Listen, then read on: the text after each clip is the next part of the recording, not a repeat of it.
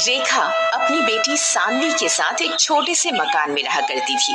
उसके पति का हाल ही में एक्सीडेंट हो गया था, जिसकी वजह से उसकी मौत हो गई थी। रेखा का अकेले सान्वी को लेकर जीवन व्यतीत करना बहुत मुश्किल हो रहा था। एक दिन रेखा बीमार हो गई तो उसकी बेटी सान्वी ने बाहर जाकर काम करने का सोचा। मेरी माँ इतनी बीमार है और घर में खाने के लिए कुछ नहीं है, मैं ही काम की तलाश करती हूँ। सान्वी काम की तलाश करते करते एक होटल में काम करने लग जाती है, जहाँ पर उसे लोगों को खाना खिलाना होता है। एक दिन की बात है। ये खाना टेबल नंबर 21 पर पहुँचा क्या? ठीक है साहब, मैं अभी पहुँचा कर आती हूँ।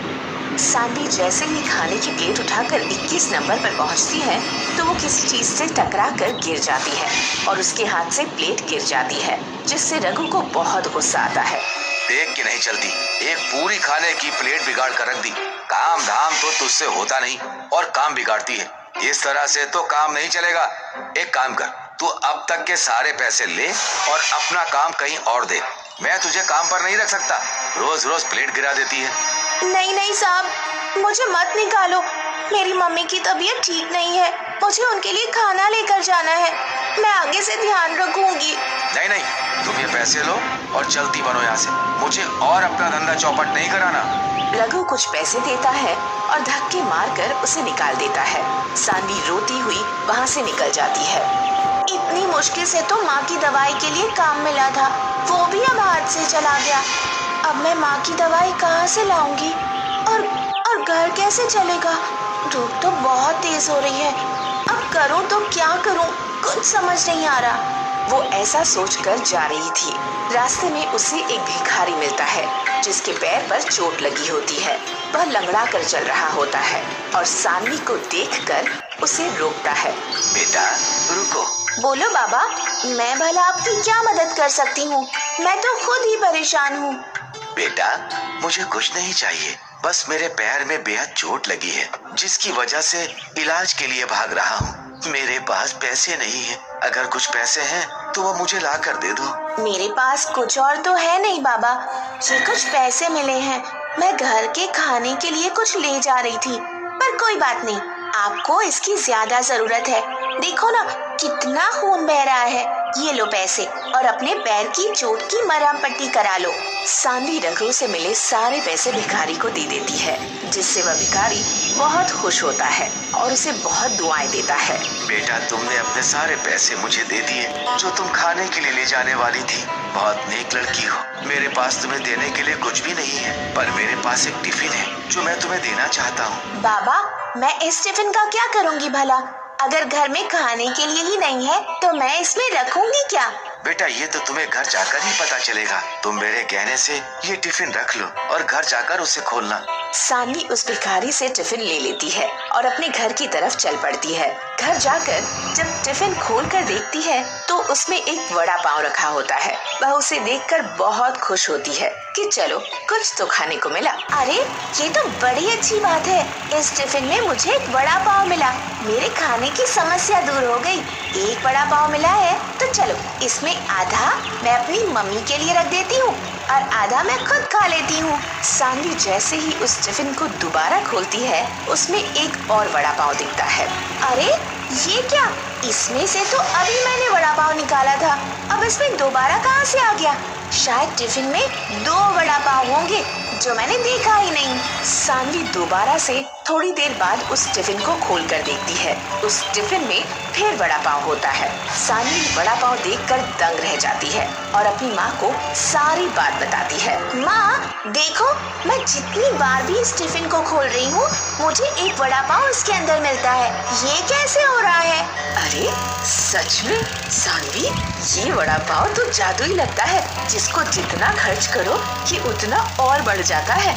सान्वी और रेखा बहुत खुश होते हैं और जी भर के वड़ा पाव खाते हैं। सान्वी, हमें बहुत ही अच्छी चीज मिली है। ये वड़ा पाव कभी खत्म ना होने वाले हैं। क्यों ना हम ये वड़ा पाव बेचना शुरू कर दें, जिससे हमारे बाकी के खर्चे भी पूरे हो जाएंगे। हाँ माँ, आप सही कह रही हो। इतने सारे वड़ा पाव का हम क्या करेंगे? क्यों ना हम उन्हें बाकी लोगों में भी बांटना शुरू कर दें। अब रेखा और सानवी उन जादुई वड़ों से गरीब लोगों की मदद करती है और उन्होंने उस वड़ा पाव की दुकान लगाना भी शुरू कर दिया था। वो उससे आने वाले पैसों से अपने घर का खर्च भी चलाते थे और दूसरों की मदद भी किया करते थे। गांव में एक लकड़हारा रहता था। वह हर रोज जंगल में लकड़ियां काटने जाया करता था। रोज की तरह वह जंगल में लकड़ियां काट रहा होता है, तभी शाम हो जाती है। अरे ये क्या, आज तो समय का पता ही नहीं चला। अगर रात हो गई तो मैं बहुत बड़ी मुसीबत में फंस जाऊंगा। फिर वह घर की ओर वापस लौटने लगता है, तभी जोर जोर की बारिश होने लगती है। अरे ये क्या, ये अचानक से बारिश कैसे होने लग गई? थोड़ी देर उस पेड़ के नीचे रुक जाता हूँ। वह जल्दी से उस पेड़ के नीचे जाकर खड़ा हो जाता है। तभी उसे आवाजें सुनाई देती हैं। अरे ये कैसी आवाजें हैं? हे भगवान, मुझे लगता है आज मैं बहुत बड़ी मुसीबत में फंसने वाला हूँ। तभी बारिश रुक जाती है और वापस वह अपने गांव की तरफ चल देता है। तभी उसे महसूस होता है कि कोई उसका पीछा कर रहा है। वह बार बार मुड़ मुड़ के देखता है, लेकिन उसे पीछे कोई दिखाई नहीं देता। फिर वह आगे की ओर चल देता है, तभी पीछे से कोई उसका नाम पुकारता है। बिरजू, बिरजू, कहाँ जा रहे हो? बिरजू, बिरजू। वह बहुत डर जाता है। वह फिर से पलट कर देखता है, लेकिन वहाँ कोई नहीं होता। फिर उसे गांव वालों की बात याद आती है, जो अक्सर कहा करते थे कि अगर जंगल में रात होने पर तुम्हें कोई पीछे से पुकारे तो पलट कर नहीं देखना। हे भगवान, आज तो मैं बहुत बुरा फंस गया। अब चाहे कुछ भी हो जाए, मैं पलट के नहीं देखूंगा। फिर वह अपने गांव की तरफ आगे चल देता है। तभी अचानक से एक चुड़ैल बिरजू का पीछा करने लगती है। ए बिरजू, कहाँ जा रहे हो? मेरी बात तो सुनो। बिरजू, बिरजू बहुत डर जाता है। अरे अब क्या करूं?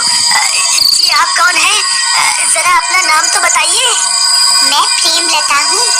मैं जन्मों जन्मों से तुम्हारा यहाँ इंतजार कर रही हूँ। जरा मुझे पलट के तो देखो ना। नहीं नहीं प्रेमलता जी, आज मुझे घर जाने में देरी हो रही है। मेरी बीवी मेरा घर पे इंतजार कर रही होगी। आज मुझे जाने दे, मैं कल फिर लौट कर आऊंगा। नहीं नहीं, तुम मुझे यूं छोड़कर नहीं जा सकते। तुम्हें मुझे पलट कर देखना ही होगा। बिरजू बहुत डर जाता है। अरे भागो रे, ये तो कोई चुड़ैल लगती है। फिर वह भागने लगता है। चुड़ैल भी उसका पीछा करती है। अरे भागता कहाँ है डरपोक? रुक जा, तुझे मैं इस जंगल से निकलकर नहीं जाने दूंगी। अरे भागो रे, अपनी जान बचा के भागो। फिर बिरजू भागता भागता भागता अपने गांव पहुंच जाता है। अरे प्रियतम, दरवाजा खोलो। अरे जल्दी खोलो, मेरे पीछे चुड़ैल पड़ी हुई है। अरे आ रही हूँ, थोड़ा सब्र तो रखो। पता नहीं कौन है जो इतनी जोर जोर से दरवाजा पीट रहा है। अरे प्रियतम, दरवाजा खोलो, जल्दी खोलो, कहीं वो चुड़ैल यहाँ ना आ जाए। अरे मूर्ख औरत, जल्दी दरवाजा खोल। तभी उसकी पत्नी दरवाजा खोलती है। बिरजू भागकर अंदर घुस जाता है। जल्दी से दरवाजा बंद कर दो, कहीं वो चुड़ैल मेरा पीछा करते करते यहाँ ना आ जाए। हे भगवान, आप ठीक तो है ना? आज तो मैं बाल बाल बच गया। आज तो वो चुड़ैल मेरे पीछे ही पड़ गई थी। कहीं आपने उसे पलट के तो नहीं देखा ना? नहीं नहीं, मुझे पता था कि अगर जंगल में कोई स्त्री तुम्हें पीछे से पुकारे तो उसे पलट के नहीं देखना है। लेकिन आपको तो लकड़ी काटने रोज जंगल जाना ही पड़ता है। अब आप कल क्या करेंगे?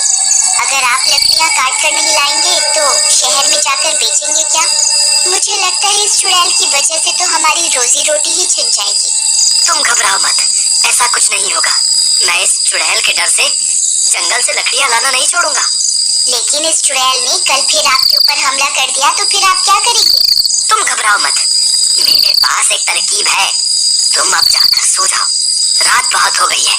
फिर उसकी बीवी कमरे में सोने चली जाती है। अगला दिन होने पर बिरजू फिर से जंगल में लकड़ी काटने जाता है। बिरजू डरते डरते जंगल में पहुंच जाता है। फिर वह लकड़ियां काटने लगता है। हे भगवान, कहीं आज भी वो चुड़ैल न मिल जाए। जल्दी से लकड़ियां काटकर यहाँ से निकल जाता हूँ। अभी तक तो किसी चुड़ैल का नामो निशान नहीं दिख रहा। एक काम करता हूँ, कल के हिस्से की लकड़ियाँ भी आज ही काट लेता हूँ ताकि मुझे कल वापस जंगल ना आना पड़े। फिर वह ज्यादा लालच के चक्कर में और लकड़ियाँ काटने लगता है। तभी अंधेरा हो जाता है और डरावनी डरावनी आवाजें आने लगती हैं। हाय रे, ये कैसी आवाजें हैं? कहीं मैंने ज्यादा लालच के चक्कर में गलती तो नहीं कर दी? फिर वह डर के मारे इधर उधर देखने लगता है। राजा जी, आप वापस आ गए? मैं कब से आपका इंतजार कर रही थी। कल तो आप डर के मारे भाग गए थे। मुझे लगा आप वापस लौट के नहीं आएंगे। कौन है वहाँ? अभी मेरे सामने आओ। फिर उसे चुड़ैल का ध्यान आता है। अरे नहीं, रुको, सामने मत आना। आपको जो भी काम है आप वहीं से बता दो। तभी वह चुड़ैल वहाँ पहुँच जाती है। अरे बाप रे, ये तो चुड़ैल है। बिरजू उस चुड़ैल की तरफ पीठ करके खड़ा हो जाता है और चुड़ैल वहाँ पहुँच जाती है। राजा जी, आप कैसे हैं? कल आप मुझसे डरकर भाग क्यों गए थे? जरा पलटकर मुझे देखिए तो सही। नहीं चुड़ैल जी, मैं पलटकर आपको नहीं देख सकता। अगर मैंने पलटकर आपको देखा तो आप मुझे मार दोगे। हाय, मुझे माफ कर दो और मुझे जाने दो। आज तुम्हें मुझे पलटकर देखना ही होगा, नहीं तो मैं तुम्हें आज कहीं नहीं जाने दूंगी। मुझे लगता है आज ये चुड़ैल मुझे यहाँ से नहीं जाने देगी। अब क्या करूँ? एक काम करता हूँ, जो तरकीब मैंने कल रात को सोची थी उसे आजमा कर देखता हूँ। क्या पता मेरी तरकीब काम कर जाए। ठीक है चुड़ैल जी, मैं आपको पलटकर जरूर देखूंगा, लेकिन उससे पहले मेरी एक शर्त है। कैसी शर्त? आप अपनी आंखें बंद कर लीजिए, फिर मैं पलटूंगा। अच्छा, तो राजा जी को मुझसे शर्म आ रही है।